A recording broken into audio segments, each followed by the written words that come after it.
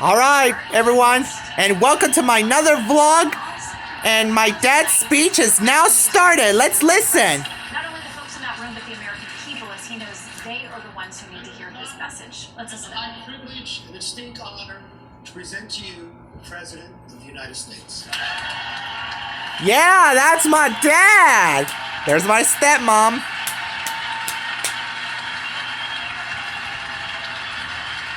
Mr. Speaker.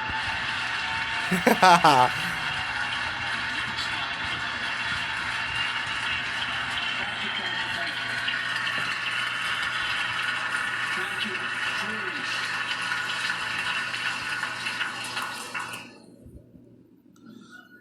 Mr. Speaker, Madam Vice President, our First Lady and Second Gentleman, good to see you guys up there. Members of Congress.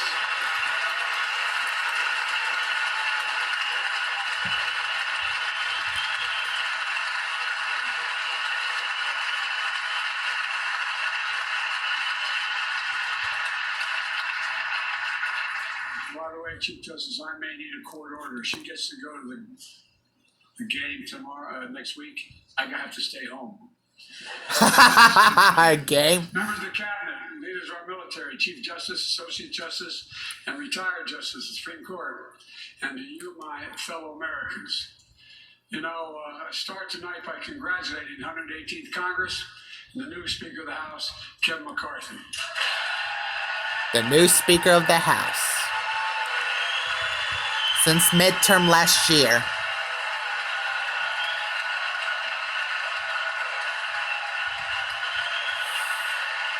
Why does Democrats lose? Well, actually, why did Republicans take control? Speaker, I don't want to ruin your reputation, but I look forward to working with you. You're so hilarious, Dad. New leader of the House Democrats, the first African-American minority leader in history, Hakeem Jeffries. Yeah! That's the man!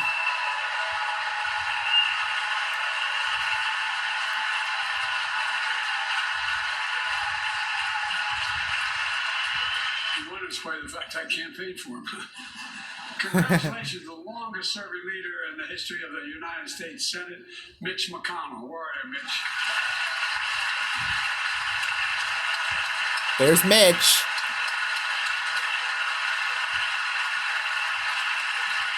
And congratulations to Chuck Schumer, another term as Senate Minority Leader. I think this time you have a slightly bigger majority, Mr. Leader. You're the majority leader. Not that much bigger. Yeah, well, I want to give special recognition to someone who I think is going to be considered the greatest speaker in the history of the House of Representatives, Nancy Pelosi. Yeah!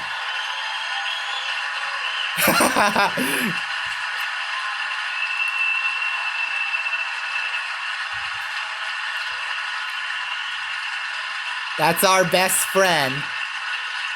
Folks, the story of America is a story of progress and resilience, of always moving forward, of never ever giving up. It's a story unique among all nations. We're the only country that has emerged from every crisis we've ever entered stronger than we got into it. Look, folks, that's what we're doing again. 2 years ago, the economy was reeling. I stand here tonight after we've created, with the help of many people in this room, 12 million new jobs. More jobs created in 2 years than any president's created in 4 years because of you all. Yeah.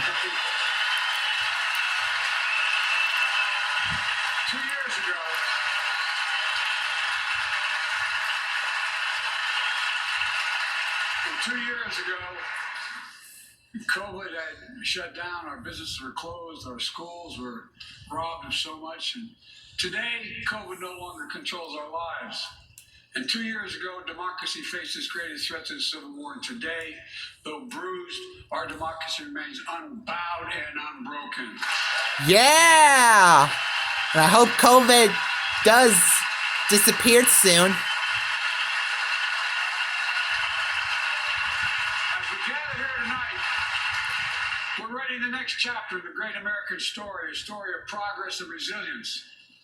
When world leaders ask me to define America, and they do, believe it or not, I can define it in one word, and I mean this: possibilities. We don't think anything is beyond our capacity. Everything is a possibility. You know, we're often told that Democrats and Republicans can't work together. But over the past 2 years, we've proved the cynics and naysayers wrong. Yes, we disagreed plenty. And yes, there are times when Democrats went alone. But time and again, Democrats and Republicans came together to defend a stronger and safer Europe. It came together to pass once in a generation infrastructure law, building bridges connecting our nation and our people. We came together to pass the most significant law ever, helping victims exposed to toxic burn pits. And in fact... Fact what?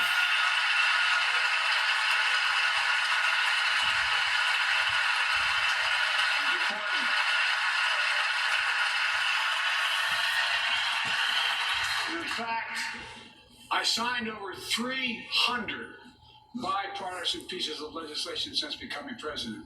From reauthorizing the Violence Against Women Act, the Electoral Count Reform Act, the Respect for Marriage Act that protects the right to marry the person you love. And to my Republican friends, if we could work together the last Congress, there's no reason we can't work together and find consensus on important things in this Congress as well. Yeah!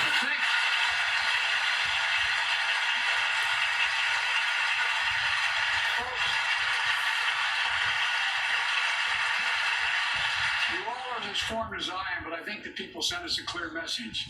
Fighting for the sake of fighting, power for the sake of power, conflict for the sake of conflict gets us nowhere. That's always been my vision of our country, and I know it's many of yours. To restore the soul of this nation, to rebuild the backbone of America, America's middle class, and to unite the country. We've been sent here to finish the job, in my view. For decades, the middle class has been hollowed out in more than, and not one administration, but for a long time. Too many good-paying manufacturing jobs move overseas. Factories closed down. Once thriving cities and towns that many of you represent became shadows of what they used to be. And along the way, something else we lost. Pride, our sense of self-worth. I ran for president to fundamentally change things, to make sure our economy works for everyone, so we can all feel that pride in what we do. To build an economy from the bottom up and the middle out, not from the top down. Because when the middle class does well, the poor have a ladder up, and the wealthy still do very well. We all do well. That's the man. And Kevin, why are you clubbing? Ah, Bernie Sanders. There's Raphael Warnock, everyone. I know a lot of you always kid me for always quoting my dad, but my dad used to say, Joey, a job's about a lot more than a paycheck. He really would say this. It's about a lot more than a paycheck. It's about your dignity. It's about respect. It's about being able to look your kid in the eye and say, honey, it's going to be okay, and mean it. Well, folks, so let's look at the results. We're not finished yet by any stretch of the imagination, but unemployment rate is at 3.4%, a 50-year low. Near record unemployment. There's my man, Raphael Warnock. Near record unemployment for Black and Hispanic workers. We've already created, through help, 800,000 good-paying manufacturing jobs, the fastest growth in 40 years. Yeah. Where is it written that America can't lead the world in manufacturing? And I don't know where that's written. For too many decades, we imported projects and exported jobs. Now, thanks to what you've all done, we're exporting American products and creating American jobs. Yeah. Inflation has been a global problem because the pandemic disrupted our supply chains, and Putin's unfair and brutal war in Ukraine disrupted energy supplies as well as food supplies, blocking all that grain in Ukraine. But we're better positioned than any country on earth right now. But we have more to do. But here at home, inflation is coming down. Here at home, gas prices are down $1.50 from their peak. Food inflation is coming down, not fast enough, but coming down. Inflation has fallen every month for the last 6 months, while take-home pay has gone up. Additionally, over the last 2 years, a record 10 million Americans applied to start new businesses. 10 million. And by the way, every time someone starts a small business is an act of hope. And Madam Vice President, I want to thank you for leading that effort to ensure that small businesses have access to capital and the historic laws we enacted that are going to just come into being. Standing here last year, I shared with you a story of American genius and possibilities. Semiconductors, small computer chips the size of a fingerprint that power everything, from cell phones to automobiles and so much more. These chips were invented in America. Let's get that straight. They were invented in America.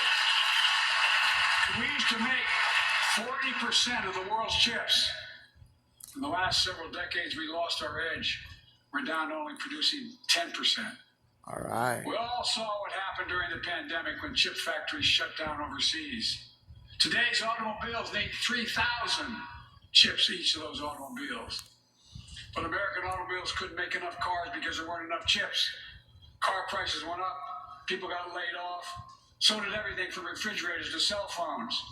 We can never let that happen again. That's why we came together to pass the Bipartisan Chips and Science Act. All right.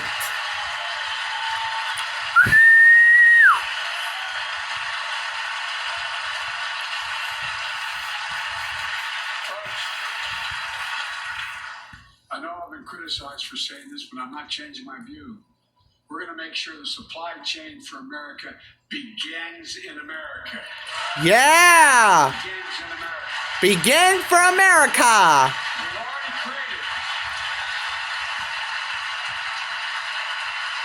We've already created 800,000 new manufacturing jobs without this law, before the law kicks in. With this new law, we're going to create hundreds of thousands of new jobs across the country. And I mean all across the country. Throughout not just the coast, but through the middle of the country as well. That's going to come from companies that have announced more than $300 billion in investment in American manufacturing over the next few years. Outside of Columbus, Ohio, Intel is building semiconductor factories on 1,000 acres, literally a field of dreams. It's going to create 10,000 jobs, that one investment, 7,000 construction jobs, 3,000 jobs in those factories once they're finished. They call them factories. Jobs paying an average of $130,000 a year, and many do not require a college degree.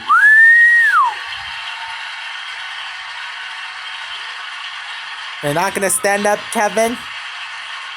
Oh, that freako, Ted Cruz. Jobs where people don't have to leave home to search for opportunity. It's just getting started. Think about the new homes. Oh, Marjorie Taylor Greene isn't there. The medium-sized businesses. So much more that's going to be needed to support those 3,000 permanent jobs and the factories that are going to be built. Talk to mayors and governors, Democrats and Republicans, and they'll tell you what this means for their communities. We're seeing these field of dreams transform to the heartland. But to maintain the strongest economy in the world, we need the best infrastructure in the world. Oh, yeah. Pete Buttigieg. We used to be number one in the world in infrastructure. We've sunk to 13th in the world. The United States of America, 13th in the world in infrastructure, modern infrastructure. But now we're coming back because we came together and passed the bipartisan infrastructure law, the largest investment in infrastructure since President Eisenhower's interstate highway system. Highway system. Folks, already we've funded over 20,000 projects, including major airports from Boston to Atlanta to Portland.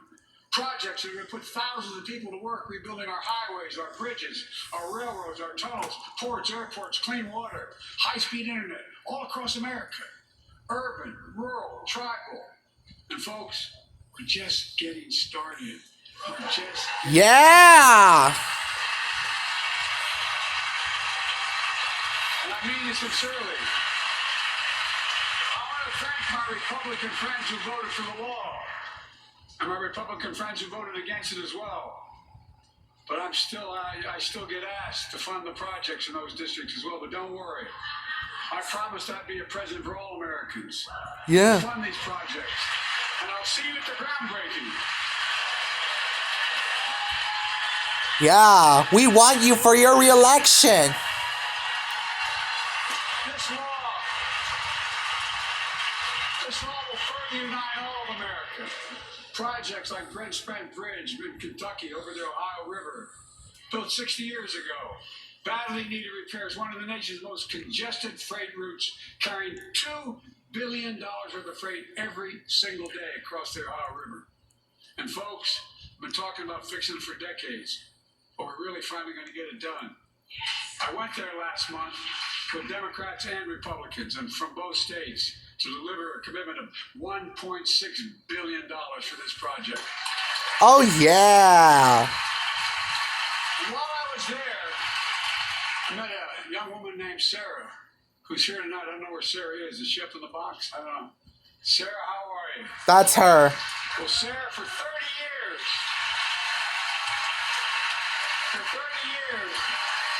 I learned, she told me she Sarah was a member of the Gwen Young Voters Local 44, Maya.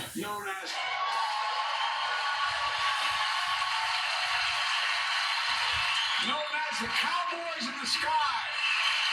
Yeah. The folks who built Cincinnati's skyline.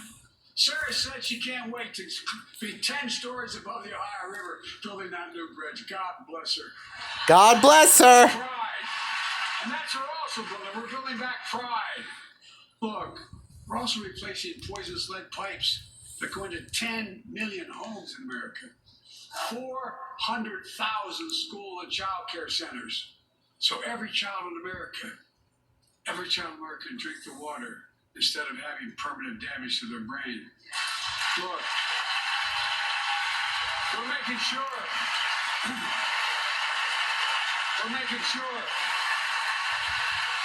that every community in America has access to affordable high-speed internet. No parent should have to drive by McDonald's parking lot to help them do their homework online with their kids, which many thousands were doing across the country. And when we do these projects, and again, I love emphasize this, McDonald's. I make no excuses for it. We're going to buy American. We're going to buy American. Folks, Buy American. and it's totally consistent with international trade rules. Buy American has been the law since 1933, but for too long, past administrations, Democrat and Republican, have fought to get around it. Not anymore. Tonight, I'm announcing new standards require all construction materials used in federal infrastructure projects to be made in America. Wow. All right. I thought you might say you're running for your re-election next year. Lumber, glass, drywall, fiber optic cable. And on my watch, American roads, bridges, and American highways are going to be made with American products as well. Folks, my economic plan is about investing in places and people that have been forgotten. So many of you listen to me tonight. I know you feel it. So many of you felt like you've just simply been forgotten. Amid the economic upheaval of the past 4 decades, too many people have been left behind and treated like they're invisible. Maybe that's you Really watching from invisible. home. Remember the jobs that went away. You remember them, don't you? Yeah. The folks at home remember them. You wonder whether the path even exists anymore for your children to get ahead without having to move away. Well, that's why I get that. That's why we're building an economy where no one's left behind. Jobs are coming back. Pride is coming back. Because of choices we made in the last several years. You know, this is, in my view, a blue-collar blueprint to rebuild America and make a real difference in your lives at home. For example, too many of you lay in bed at night like my dad did, staring at the ceiling, wondering what in God's names happens if your spouse gets cancer, or your child gets deadly ill, or something happens to you. Are you going to get money to pay for those medical bills? Are you going to have to sell the house or try to get a second mortgage on it? I get it. I get it. With the Inflation Reduction Act that I signed into law, we're taking on powerful interests to bring healthcare costs down so you can sleep better at night with more security. You know, we pay more for prescription drugs than any nation in the world. Let me say it again. We pay more for prescription drugs than any major nation on earth. For example, 1 in 10 Americans has diabetes. Many of you in this chamber do, and in the audience. But every day, millions need insulin to control their diabetes so they can literally stay alive. Insulin's been around for over 100 years. The guy who invented it didn't even patent it because he wanted it to be available for everyone. It costs the drug companies roughly $10 a vial to make that insulin. Packaging and all, you may get up to $13. But Big Pharma has been unfairly charging people hundreds of dollars, $400 to $500 a month, making record profits. Not anymore. Yeah. Not anymore. Not anymore.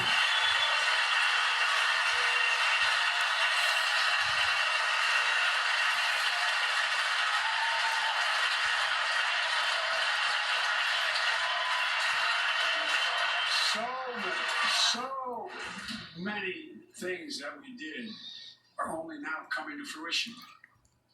We said we were doing this, and we said we passed a law to do it, but people didn't know because the law didn't take effect until January 1 of this year. We capped the cost of insulin at $35 a month for seniors on Medicare. People are just finding out. I'm sure you're getting the same calls I'm getting. Look, there are millions of other Americans who are not on Medicare, including 200,000 young people with type 1 There's Bernie diabetes Sanders, need Senator of insulin to Vermont. stay alive. Let's finish the job this time. Let's cap the cost of insulin for everybody at $35. All right.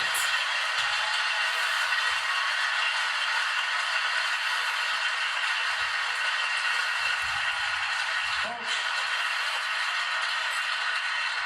Big Pharma's still going to do very well, I promise you all. I promise you they're going to do very well.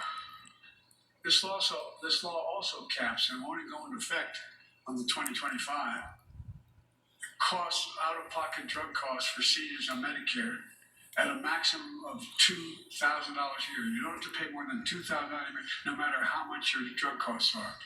Because you know why? You all know it. Many of you, like many in my family, have cancer. You know the drugs can range from $10,000, $11,000, $14,000, $15,000 for the cancer drugs.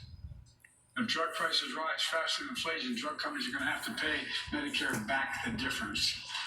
We're finally giving Medicare the power to negotiate drug prices. Bringing down prescription drug costs doesn't just save seniors money.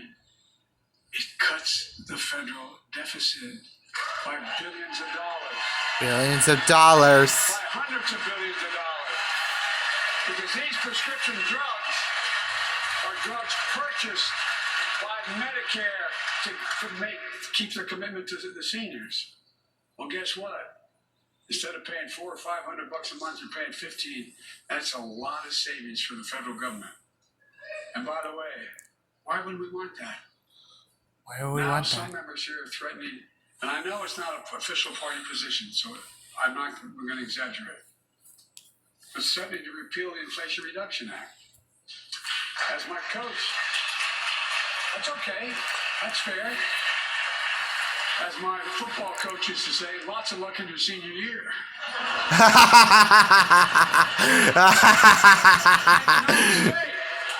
Make no mistake. Anything to raise the cost of Brazilian jobs, I will veto it. Yeah.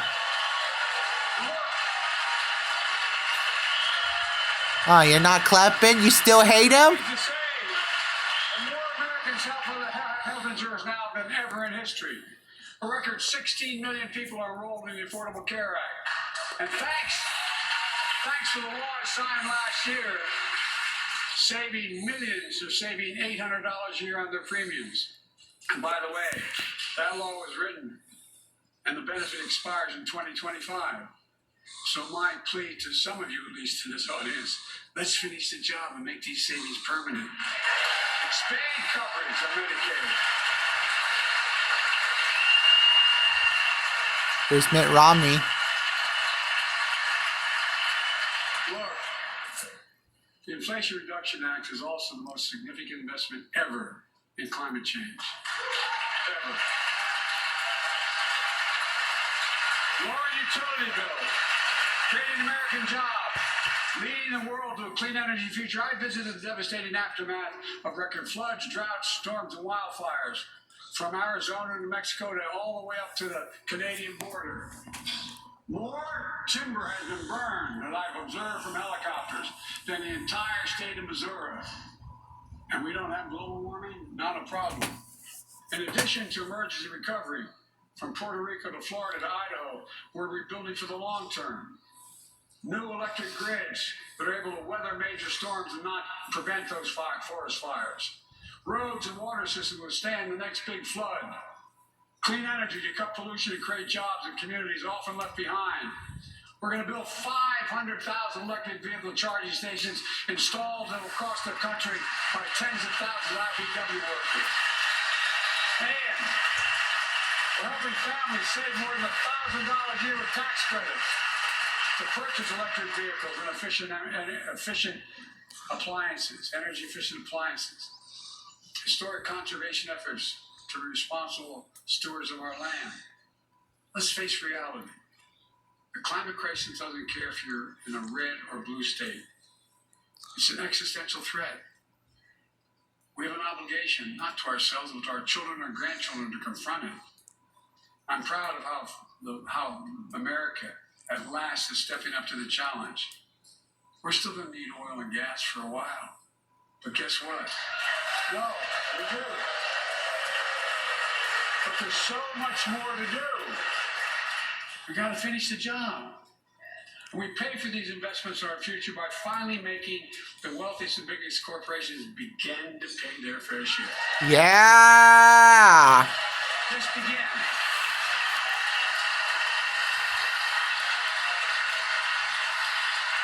Look, I'm a capitalist, but pay your fair share. I think a lot of you at home agree with me and many people that you know. The tax system is not fair. Not fair.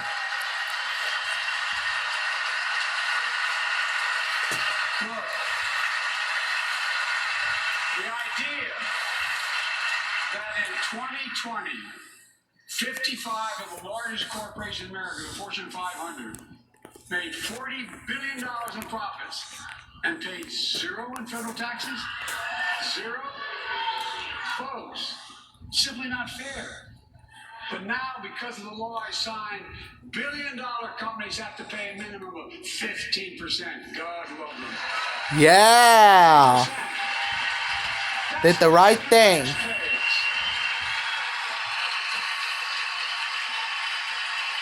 Let me be crystal clear. I said at the very beginning, under my plans, as long as I'm president, nobody earning less than $400,000 will pay an additional penny in taxes. Nobody, not one penny. Well, let's finish the job. There's more to do.